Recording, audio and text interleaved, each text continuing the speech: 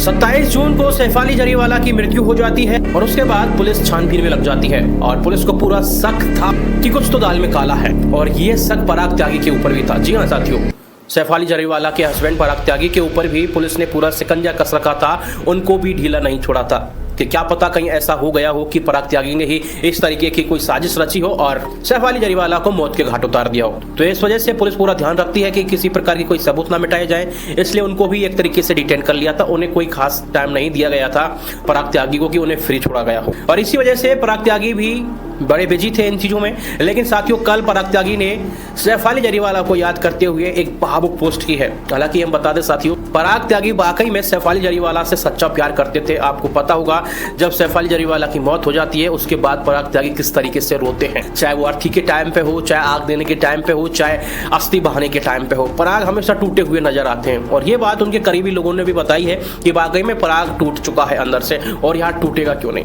जब हमारा कोई अपना इतना जान से हमें चाहता है और जब वो कोई हमसे दूर चला जाता है इस तरीके से तो बिल्कुल दिल टूटता है। पराग त्यागी का भी बिल्कुल दिल टूटा है। हालांकि लोग कुछ भी कह रहे हैं, लोग अनसंट भी बोल रहे हैं, लोगों का क्या है कुछ कहना है जिनके लगता है मुझे आगे पीछे कुछ नहीं होता, या फिर उनका कोई अपना इस तरीके से गया नहीं है, या फिर उनमें कोई अपना बनाने की कला नहीं है, या फिर उनसे कोई इस तरीके से प्यार नहीं करता है, तो वो लोग ही इस तरीके की बातें कह सकते हैं। बाकी का पराग त्यागी वाकई में सच्चे दिल से सैफ अली जरीवाला से आज भी प्यार करते हैं और इसी वजह से उन्होंने एक भावुक पोस्ट भी किया है। आइए सुनाता हूं क्या लिखा है उन्होंने अपनी पोस्ट में। पराग त्यागी लिखते हैं अपनी पोस्ट में, सैफ अली हमेशा कांटा लगा, जो आंखों से दिखता है उससे कहीं अधिक थी। वह अनुग्रह में लिपटी हुई एक आग थी, तेज, केंद्रित और उग्र रूप से प्रेरित एक महिला जो इरादे के साथ जीती थी।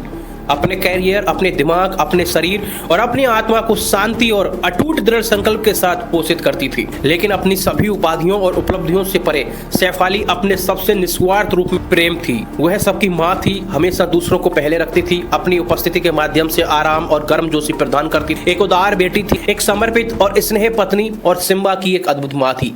सिम्बा वो कुत्ते के लिए जहाँ पर लिखा है उन्होंने, वाकई में सिम्बा से वो ज्यादा ही लगाव रखती थी। आगे लिखते हैं पराग त्यागी जी, एक सुरक्षात्मक और मार्गदर्शक बहन और मासी भी थी, एक बेहद वफादार दोस्त जो अपने प्रियजनों के साथ साहस और करुणा के साथ खड़ी रहती थी। दुख की अराजकता में शोर और अटकलों से बह जाना आसान है, लेकिन सैफ अली को उसकी रोशनी से याद किया जाना चाहिए।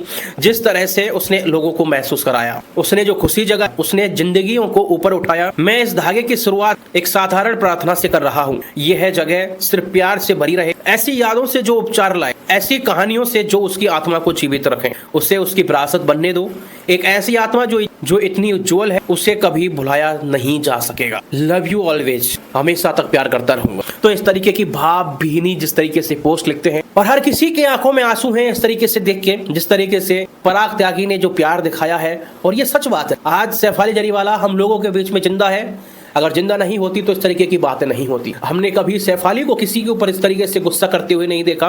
सैफ अली हमेशा मजबूत रहती थी, चाहे वो अंदर से टूटी हुई है, लेकिन बाहर से हर किसी के साथ वो खुश रहने की कोशिश करती थी, सामने वाले को खुश रखने की कोशिश करती थी।